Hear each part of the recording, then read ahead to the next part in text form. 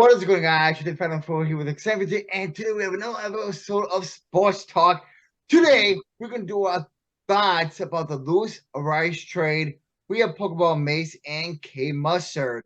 Pokeball Mace, would you want to start things off without talking about your thoughts about the Minnesota Twins trading loose Arraez to the Marlins? For the fan favorite type of player he is, I do miss him dearly and stuff. He was a batting champ last year. He led so much for our team. I mean, we would have been probably worse than what we ended if we didn't have him. However, I think it's a good deal and everything on there from the side of our standpoint. We say this every year that we need pitching, so we always want to improve on that. And I think this offseason's been pretty active as far as that has gone. We ended up improving the bullpen, ended up improving our starting rotation. I really see this as a good benefit for the future and stuff, just because Lopez is 26. He is young. Arraez is young too, but we had to make the swap at some point. Mm-hmm. We have a lot of infielders. I thought it made sense. And we got a couple prospects out of this deal. So very young I still prospects. give it about a very young prospects. Yes, very young prospects. And they got potential for something else in the years to come too. So just a matter of time to tell if we need it or not. But the last time that a player's batted back-to-back years with a batting champ was Joe Mauer. Mm-hmm. It's been quite a bit of time since that has happened. Do you remember the last? Go ahead. I don't know if there's much that can be said about it, but I'm not downgrading by Arraez's skills or anything like that. But him going to the Marlins can open him up a little bit if he needed to. But I see it as a downgrade for them in some point. Now, before I switch to K Mustard, his thoughts, what was the last time that a Twins won the batting title and then got traded in the offseason The last Minnesota Twins were to win the batting title and then get traded in the offseason. Oh. What did I hear? How recent is it? How long ago was it? Yeah. I think it was in the 70s. Oh, I don't know anyone. Wasn't it Rod Carew? It was Rod Carew. Oh. What I remember. Okay. Now, K Mustard, what are your thoughts on this trade? So I think it's going to be interesting. Arraez on the Marlins. The Marlins are kind of an up-and-coming team. They have a lot of good prospects. It'll be good to have. You need to have a mix of people that like get on base, and then some people that just hit homers and then don't get on base a lot. But the two prospects that they got, first off, the main guy, or the guy that they really, the more highly ranked guy, Jose Salas. I'm not 100% sure how to pronounce it. But he's only 19. He's in A+ ball, so still very young. Not a bad hitter, it seems. About total 250, couple homers, a lot of stolen bases. In 109 games, he has 33 stolen bases. So speedster, it seems. And then the main piece, the guy who's in the league, Pablo Lopez, he's a respectable starter. And the Twins, it'll be good to bolster up the rotation. Maybe with Arraez, he's kind of been a utility guy. Maybe this finally makes some room for some more prospects that they have.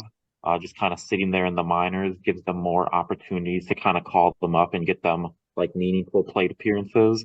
And then the other guy we got, Byron, Chichiro? Curio, yeah. He's only 17, so you really can't judge if he's going to be any good now. But is in, what is this? The Dominican Summer League, and a very small sample size, and he's only 17. But good to have pieces for the future. 51 games, 344 batting average. Um, kind of the same.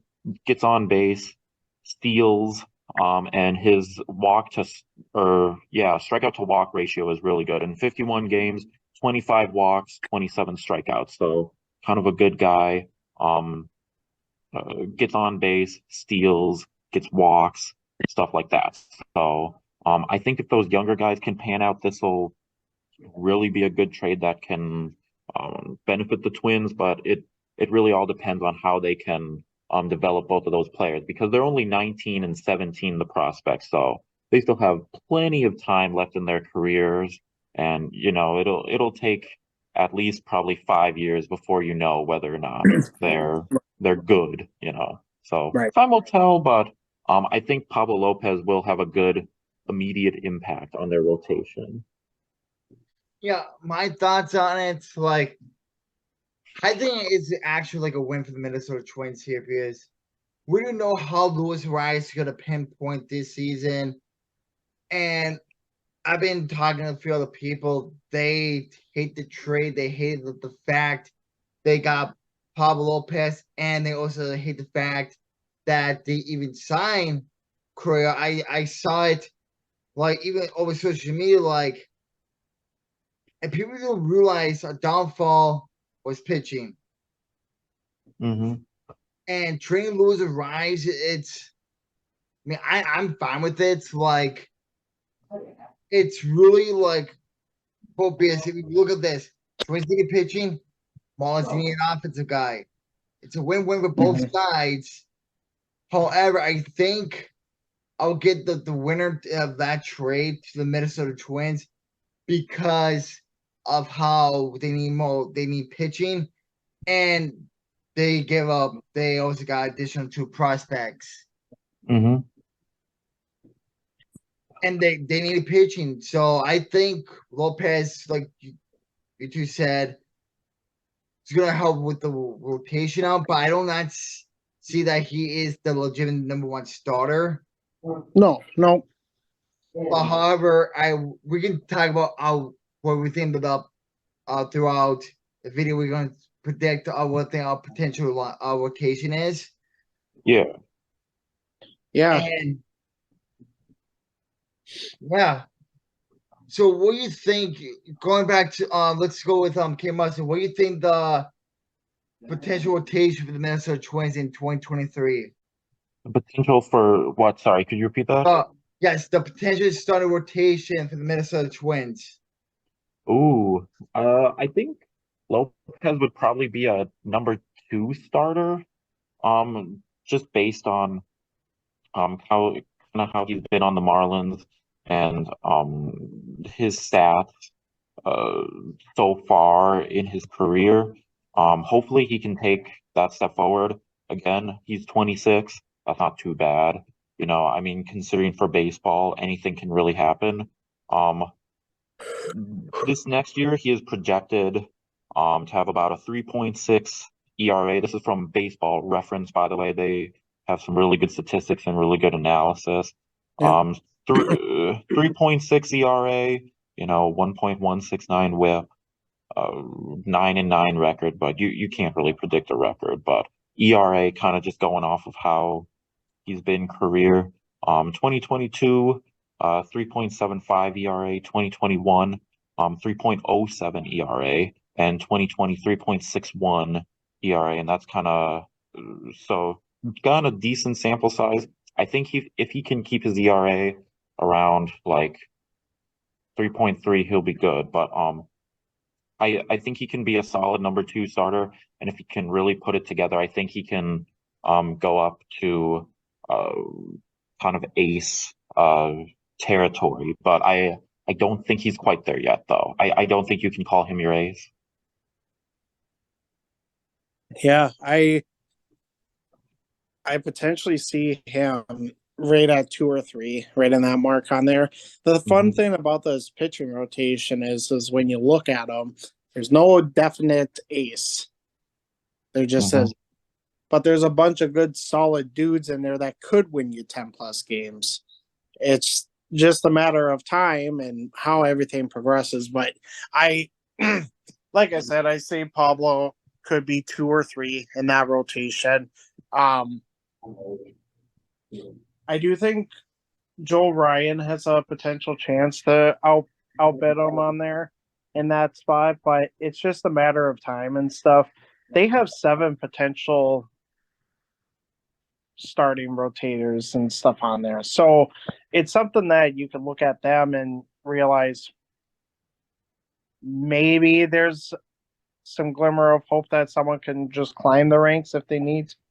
But I think that's really going to help with Joe Ryan's experience in the actual MLB, because we did see him regress later in the year. His fastball wasn't as fast. He was just getting used to the full 162 game season.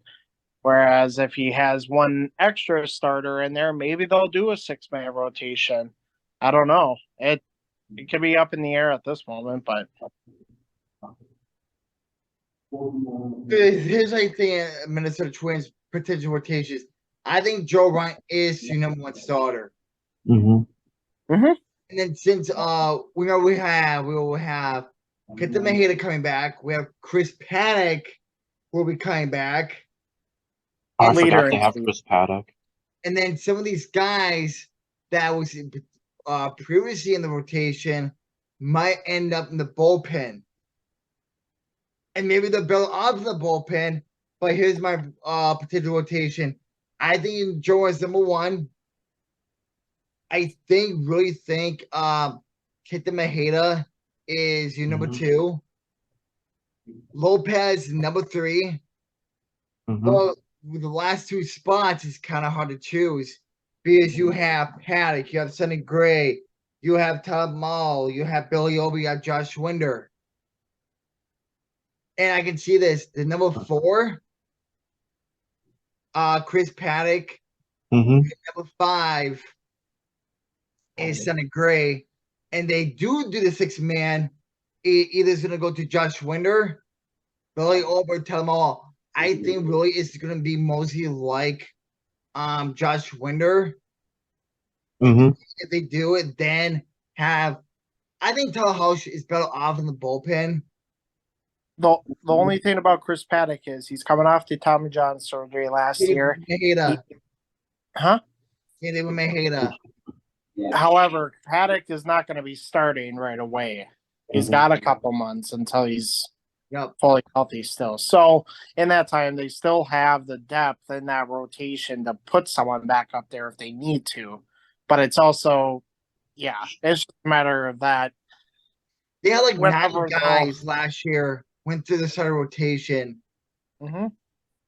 I mean, I think some of those guys just belongs in the bullpen. We have a couple Minnesota natives, and I think in there, and I think maybe they're just better off in the bullpen. Like if they have like a one legitimate start, let's say they try one game, he wins 7 innings, like that's very well, but and they went in and they decided to go from him the next 3 times, and he gets like shell shock. Like, is he legitimate a starter? True. I think you gotta look at. You can't just look at one start and like one bad start. You gotta give him like more chances. And if it's like more on the bad side of things, Mhm. then you gotta go to your bullpen, and then you might have to just put him towards your bullpen. Yeah, I think they need to give Ober some more chances, and to really test out. Like he had some good success last year, like 3.21 ERA, but it was only in 56 innings. And what's this? But if you can get him some more starts and figure out like whether that was a fluke or if like he's another real deal. I mean, because 3.21, that's pretty good. And like Yeah, 1.05 or whip, excuse me. Like watch those hits are every pitch. really good stats. So if you can like carry that over for a season, kind of figure out whether or not he's better as Yeah, starting pitcher or bullpen, but I think that's a big question mark too. Yeah. Mhm. I'll just add on that real quick. Like Billy Ober, when he came back, he was like, he was like, he was good when he came back. And I think he should be in your rotation. And then have like the other guys like having them bullpen. If one struggles, Mhm. then you can just do the swap. Mhm. Right. And Mhm. then who do you think we're gonna do a closing statements? Who think who won this trade? The Twins or the Marlins?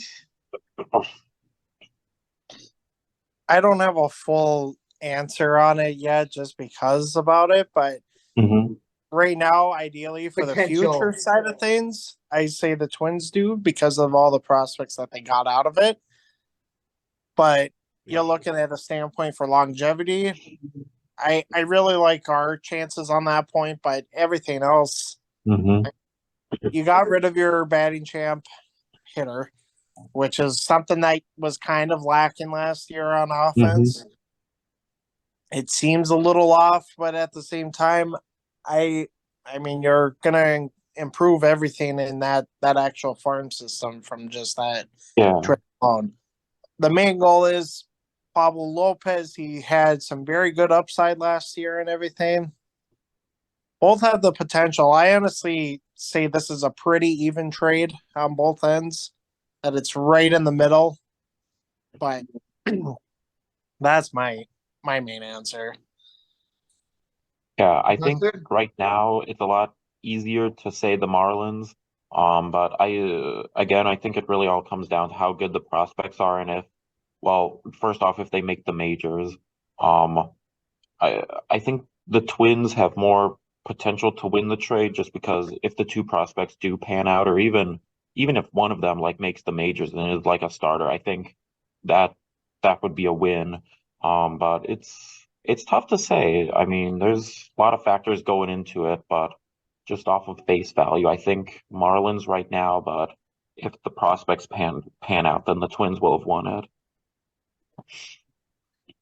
So, I agree with Kim said. Like it's hard, and like Pokemon see this was it's hard to like pinpoint of who won this trade and who is mhm, gonna have a built of deal.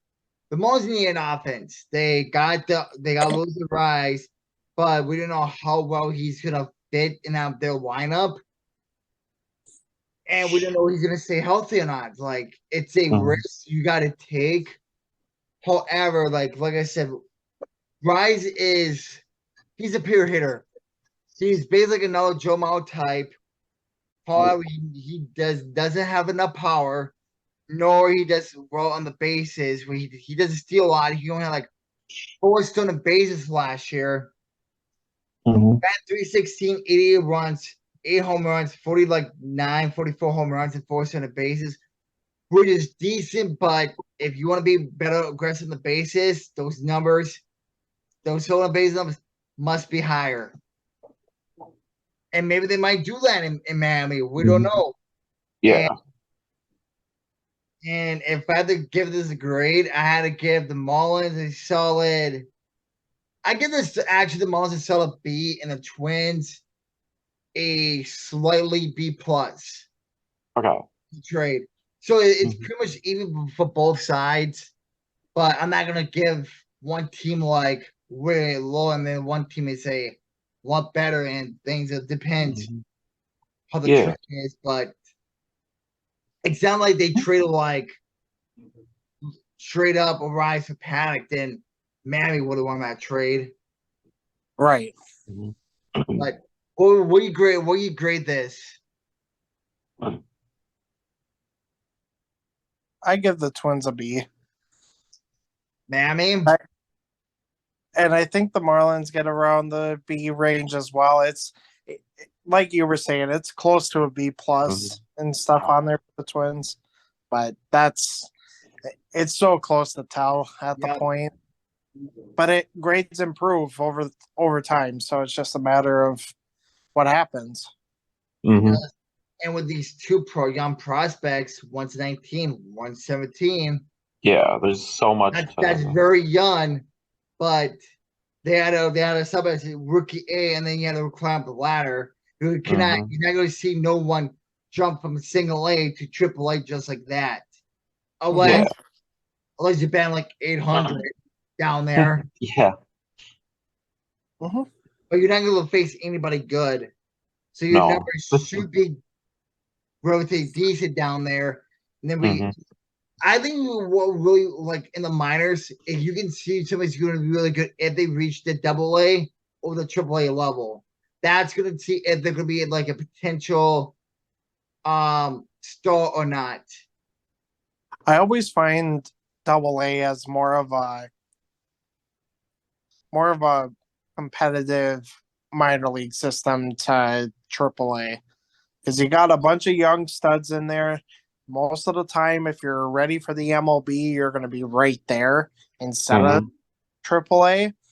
We know Royce Lewis was up in triple A for that time before he came up, but a lot of people like to climb from the second to MLB. So I always find it a little more competitive at that point because they're fighting for something and they're still more motivated than AAA teams would be. So, Yeah. mhm. Any final thoughts? Yeah, I think it's very important that you gotta develop the prospects. That's a big thing. And Cannot rush them. I'm not sure if I like that they got the 2 prospects because they got the number 5 prospect in like the farm system. Maybe it would have been better to get like 1 prospect and it was like the 4th or the 3rd best, but I don't know. With the 2, it's kind of like giving you more leeway. Like if one Twins pans do out, love the one doesn't. prospects. Yeah. And it's been him playing them out for years when it comes to hitters. Like, I'm going to say this. We can do this actually like in a separate video as well. But I think Royce Lewis still has the good potential to become a huge threat, huge offensive boost. And then it's just lineup, and you see it. You saw it during AAA, you saw it during AA, and you saw it even in the majors. correct. And I really hope the Twins did not put up him in the outfield. But that's all I have to say for this video. Any last minute ads? Nothing else. To next week or next time, we're talking about final thoughts about going over the Minnesota Vikings season this past year. Stay tuned for that, and thanks so much for watching. Peace. Peace.